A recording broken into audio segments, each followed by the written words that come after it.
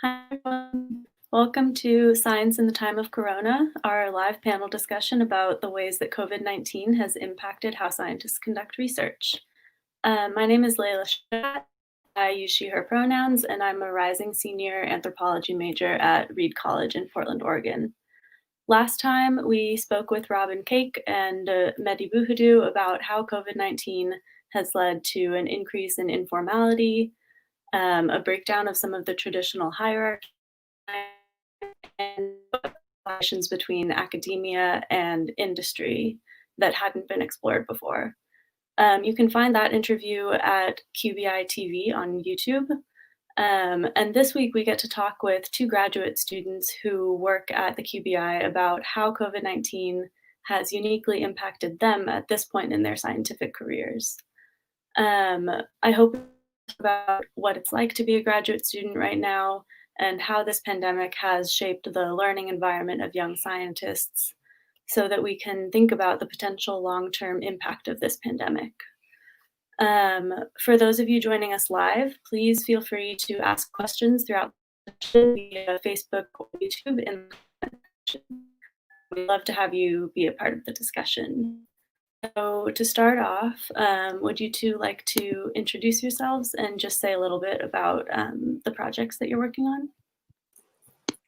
Hi, I'm Paige Haas. My pronouns are she, her. I am a fourth-year graduate student in the Tetrad program at UCSF in Nevin Krogan's lab. My thesis project, as part of the HARC Center at UCSF, studies how E3 ubiquitin ligases impact HIV infection. Ubiquitin is an important signaling molecule in the cell. It's both co-opted by viruses to aid their replication, and it's also important in regulating the host immune system. So I'm specifically studying how these important signaling molecules impact HIV infection. Hi, my name is Victor Lam. My pronouns are he, him, his. I am also in the Tetrad program, and I am a third-year student in John Gross's lab. And my thesis project is also tied into the HARC Center, and I investigate the interaction between an HIV protein and how it interacts and degrades, leads to the degradation of a host antiviral protein, and how that evolution or how that interaction has changed as HIV jumped and evolved from chimps and primates into humans. Sweet, thank you. So to start off and maybe just get a sense of, just get a starting sense of how this pandemic has impacted your experience as grad students. What did your day-to-day lives look like before and now during all these changes that are happening? Yeah, so I would say before the pandemic, my day-to-day life looked like a typical week would include attending in-person seminars and lab meetings, planning experiments, executing experiments, paper reading and writing that was done at my desk near my bench. So it was quite easy to go in between desk work and bench work. After the pandemic, scheduling has been a bit more of a consideration because the physical lab space needs to be safe for pandemic work. So signing up for shift work is something that had recently become available starting in June. And so now our work looks a lot more like working from home on reading and papers, and then signing up for shifts in the lab to make sure that we can execute our experiments in a way that's safe and allowing for social distancing. Yeah, I would say my week pretty much looked the same. Basically, like any standard work week or work day, you'd go in for 8 to 10 hours, depending on how long your experiments work, sometimes possibly longer. And I think there are a lot of in-person meetings that were scattered throughout most of the day, either with your PI, where you walk into their office, or seminars. But I think it has changed a bit after the pandemic because in the past, you'd have everyone in lab at the same time, and that wouldn't be a major issue. But of course, you want to, for UCSF is limiting density at the moment. So it has to do a lot with scheduling, and you don't see everyone as much as you used to, and you have to be very strategic with your time. Yeah, yeah, that's an interesting thing to think about how now instead of just being like, okay, I want to do this experiment, let me go do that, you have to really think about, okay, when am I going to have the time to do this? And what are the logistics that need to go into that? Has that impacted the like what experiments you do end up doing as part of your projects? Are there things that you would have done under different conditions that you now aren't able to do? Yeah, I think one major consideration, especially for trainees, is that we're learning new techniques. And a huge way that we learn new techniques is by observing someone doing it, by asking someone. So like I'm starting an experiment and I realize, oh, like I don't actually know this step. I need to ask someone this step. It's very easy to go up to someone pre-pandemic and say like, oh, how do you do this part of the experiment? Now you have to think through every single step even more than you would typically, because the ease of getting someone to help you in the middle of an experiment is a little bit harder when there aren't as many people around. And then just like starting an experiment that you've never done before is a little bit more daunting. In addition, failure is a big part of experimentation. And so thinking about failure after you have signed up for time to use a bench space or a tissue culture hood, if the experiment fails, which is just part of science, that is a little bit bigger of a blow because you were using time that other people could have been using the space. So that's just like something to kind of like mentally get over that hurdle, I guess. Yeah, I guess for my project that I was working on back in February and March, I also needed to work with another postdoc in our lab to try and get protein, which I would then hand off to neighboring lab to do some experiments and to pan for something. But both of our labs decided to switch to doing more coronavirus research during the pandemic. And of course, during that time, we weren't able to do anything related to our project. And even now, I think with everything starting back up, a lot of people are focused on their own projects. So it's a little harder to get these sorts of collaborations started back up again. Um, Especially for projects that are not related to coronavirus. And I think, yeah, a lot of the mentorship. I'm a third year student, and Paige has had more experience in the lab and with more techniques. But for me, I'm still trying to learn as much as I can from people around me. So it's been a bit difficult. And I also find myself trying to mentor other people now. Now that we do have undergrads that are starting to work in the lab, so we're trying to find out how we can get that spacing to work and how we can sufficiently train someone if we need to sign up for 2 bench spaces out of the 3 that we have in our lab for extended periods of time. Yeah, yeah, that's definitely a really important thing. I mean, I worked in a lab for the last few summers, and yeah, a huge part of learning is just kind of standing next to someone while they do the experiment, and then you can jump in and do steps of it. I wonder also about so now when so much of your work isn't taking place in the lab and you have um, time to kind of devote to different things than you normally would. I've been talking to some other scientists about this, and they've kind of said that this is has been a time for people to either learn different things or learn new techniques. I don't know, people have been talking about like learning how to use R or learning how to code in Python or things that might be useful down the road that don't involve wet lab work. Have you found that to be true, or are there other ways that kind of what you're working on has changed now? Yeah, I actually have had that experience. I think when you're in the lab constantly, the temptation to be doing an experiment is really strong. So sometimes it's harder to prioritize the things that are sitting at your desk and learning a skill like a computational skill, or like for me, one of the things that I've been able to build my skill base in is Illustrator. So like making figures in Illustrator is something that I didn't take the time to prioritize like while I was still in the lab, that it has been a lot easier to take the time to prioritize at home. Yeah, for me, my situation was a bit different because right when UCSF shut down, I was home for maybe about a week and a half to 2 weeks. And then I started doing some work with QCRG, which is which is the Coronavirus Research Structural Biology Biochemistry Consortium. That's part of QBI. So my focus mostly turned to that. So I still had the opportunity to do some lab work.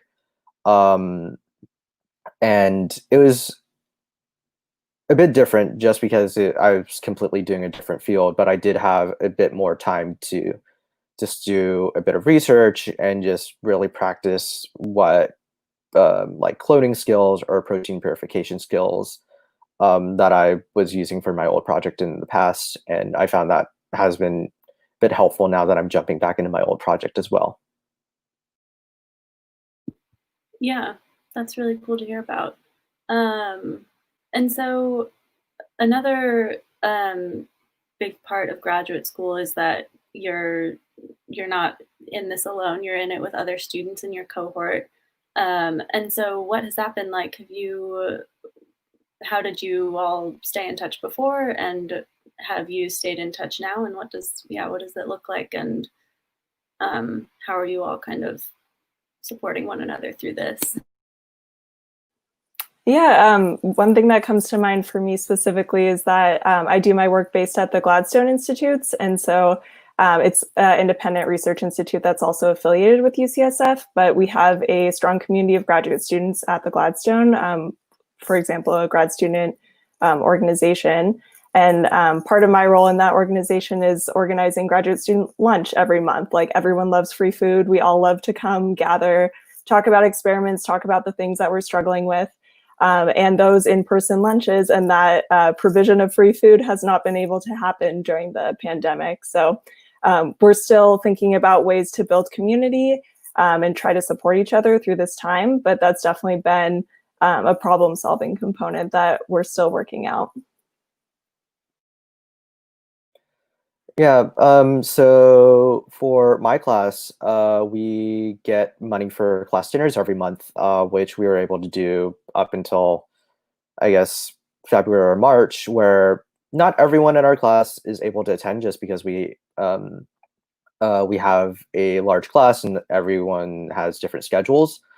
But it was just nice to have that time once a month where you saw most of your classmates. But we aren't able to do that anymore, and I think we have been doing some connection digitally, but we just because it's very difficult to do things over Zoom, especially if you have more than 5 or 6 people and you try to do some sort of happy hour, you can only have really one person talking at a time. So it's really difficult. And I think another component is now that everyone is in lab for such a limited amount of time, you don't just run into people in the quad, or you don't just run into people you know in the building or on your floor. So it's a little different. But sometimes I think now that uh, people are going back into campus, it's possible to schedule these socially distant meetups, which in the past were mostly Zoom calls if you're able to get a few people together at the same time. Yeah, I feel like there's sort of this misconception. I don't know if it's still true, but definitely like there used to be this misconception of science as like this really almost like isolating field, and like people are like just at their bench and they don't like talk to one another or whatever. But I think, I mean, hearing from you two, definitely that doesn't seem true. I think it's a big part of it. Yeah, Um, I think community is absolutely essential for science. And while the interactions we have now are like less organic, they're more intentional. So that's one positive maybe. Yeah, that's interesting. Oh, we have a question. So considering you have more limited time in the lab, have the experiments that you're doing changed compared to before? I think for me, it's like how the experiments are prioritized. So with limited time in lab, my mentors have really encouraged me to prioritize things that are most pressing for my thesis project, experiments that will really like move the story forward and help me hone in on the paper that I'll eventually be publishing. I think I have been trying to prioritize a bit more. I think the tricky part is now that everyone else in the lab is coming back at the same time, we all use the FPLC, which is what we do to purify protein for our biochemistry experiments. So it's been a bit trickier trying to schedule time around people when they're all trying to get protein back for their own experiments. But it has managed to work. You just have to plan out your schedule further out in advance. Absolutely, yeah. I think there's a lot of logistical things that go into planning an experiment without the pandemic, and then with the pandemic, there's adds an extra layer of that for sure. Yeah, and kind of going off of this, do you think, like thinking ahead, if things, or yeah, if and when things go back to what they were before, um, do you imagine that this sort of way of prioritizing experiments will stick around, or do you hope to kind of like be able to be a little bit more like explorative in your experiments? Yeah, I think both types of experimentation are really useful. I think really impressive, like important discoveries have been made from just exploratory experiments that aren't necessarily like honing in on a thesis story or something like that. So I do think that those are important and that we should get back to those when time in lab becomes more available. Yeah, I think one thing that I have been doing is I've been able to more efficiently manage my time. So it's been nicer to know what I can do in the future to shorten my days or shorten my time in lab, or if I have extra experiments, how I can get more done in one day. But I think having that exploration, I know a lot of people just mention that they do experiments that their PIs don't know about because they're just curious about something. I guess during this, people feel a bit more guilty about doing that just because lab time is precious. But I think a lot of those experiments, as Paige mentioned, are pretty important to do. Yeah, yeah, definitely. Um, Switching gears a little bit, another thing that I hear about that's a really important or really important experience in graduate school is the opportunity to present your own research. And conferences can't really happen now as they did before. And so, what, how has that been for you two, and what are you thinking about around that? Yeah, so personally, I had two conferences that I was planning to attend this summer that have both been canceled, of course.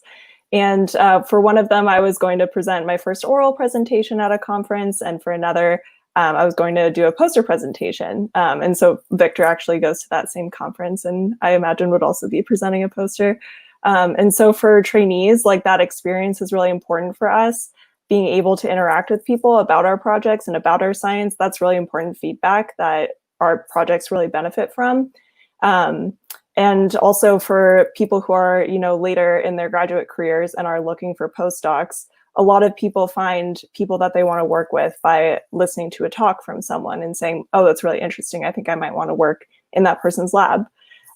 So I think conferences have impacted people, of course, like PIs, postdocs at every level, like everyone benefits from conferences and being able to present, but I think those specific areas for graduate students are impacted. Virtual versions of those conferences have happened, But for example, the conference where Victor and I would have presented a poster, there of course was no virtual poster session. So while some of the nature of the conference has been able to take place virtually, the whole experience has not been replicated. Yeah, I haven't.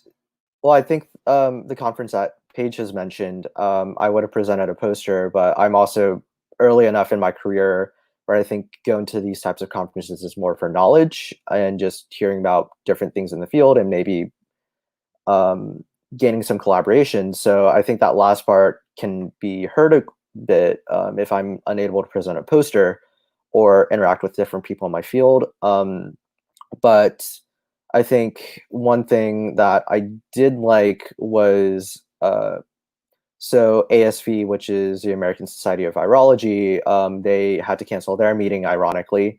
But they had these free workshops online, and basically everyone still managed to give some sort of talk, which was nice because I wasn't originally planning on going to that conference. So it was nice to have all these things listed out and just pick and choose what I wanted to listen to. But I do worry about the coming months and possibly next year how conferences might change or if we'll still have them because I was supposed to present an oral presentation at my program's retreat in September, which as of now is not going to happen in the same format. I think we're still going to figure out some way to give talks, but it's just a bit different because there's a time to connect with different people in the program and just learn about the science going on at UCSF. Yeah, those are really valuable experiences, and I hope that there's some way to have that opportunity in the near future. We have another question. With the pandemic, how does this influence your postdoc choice or search? You kind of touched on this a little bit, but yeah, would you like to elaborate a bit?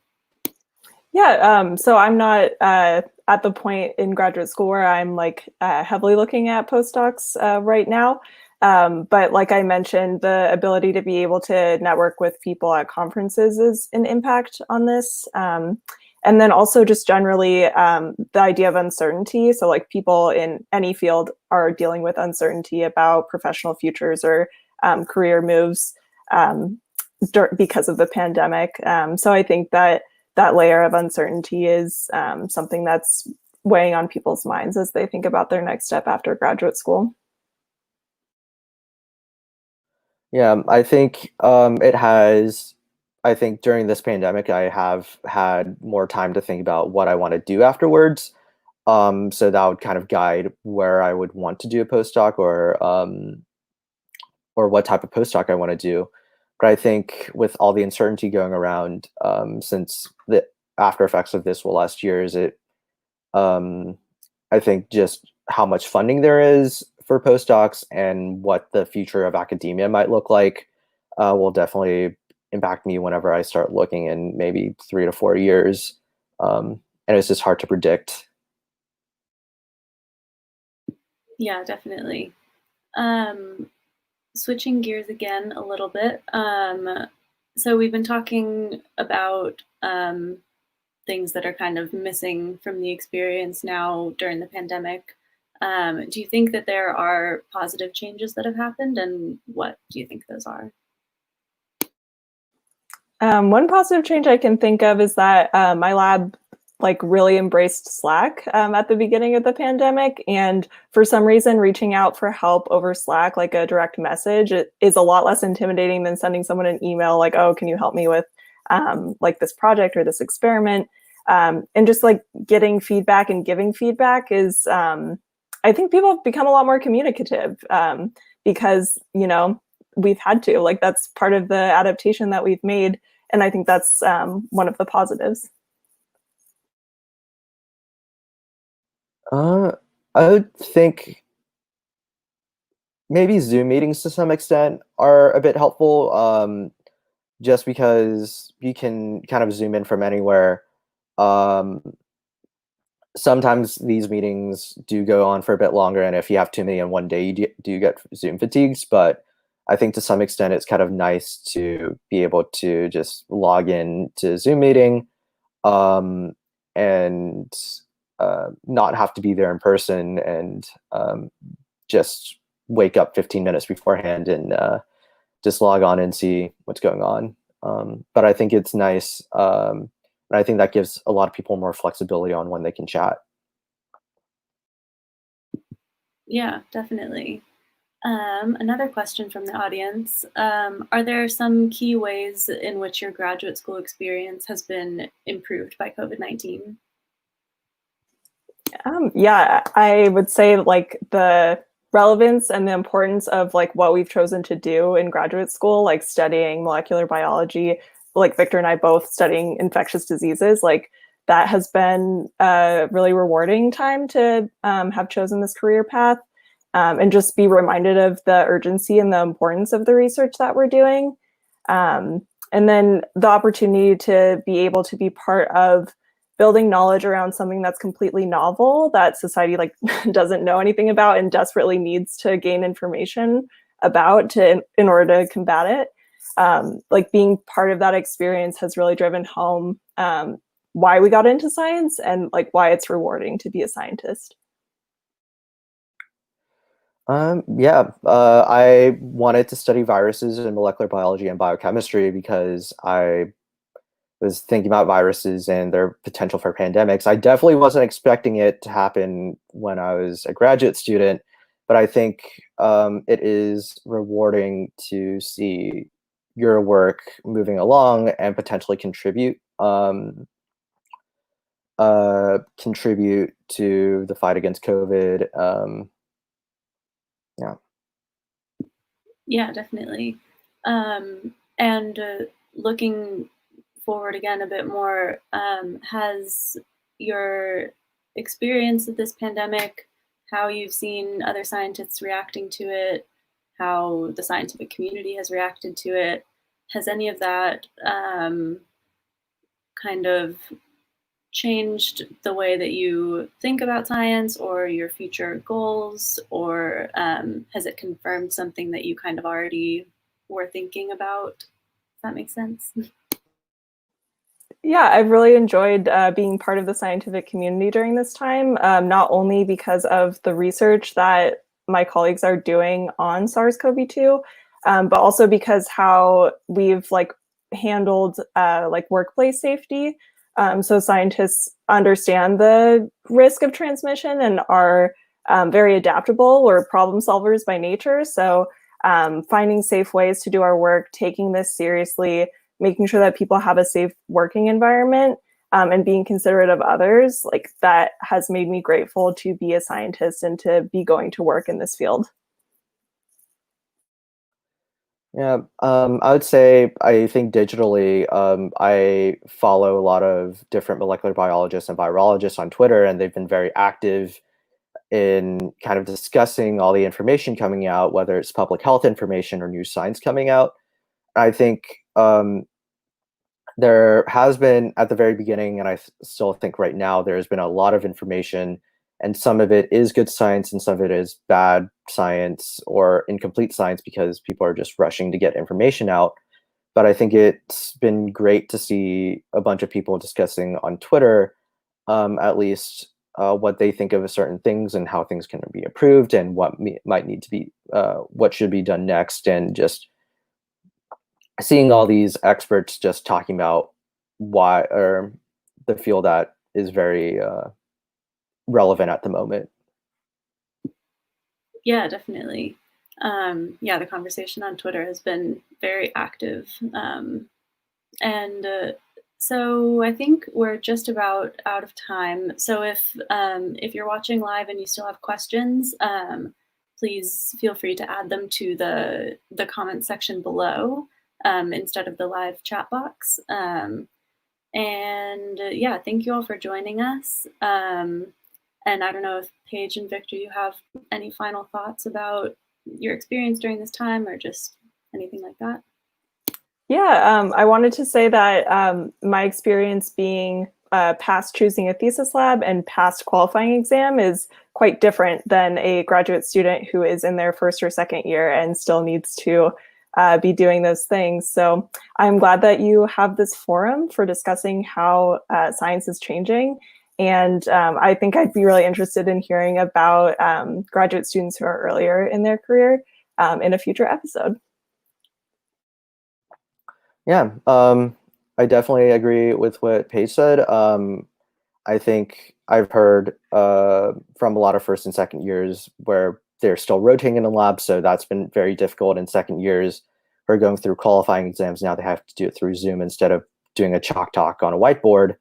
So it'd be interesting to hear their perspective. And I think overall, there are a lot of changes going around in science at the moment, and I think a lot of expectations about how much work should get done have shifted. A lot of timelines have also got shifted. So I think during this difficult time, it's just important to be realistic with you and your PI, how much work you need to get done and what's actually possible to get done, and don't be too hard on yourself. Yeah, it's definitely been a time that's impacted everyone very uniquely. So I do look forward to hopefully talking to some younger graduate students. I think that's a great idea. Yeah, thank you again to everyone who joined, and subscribe to QBI TV while you're here.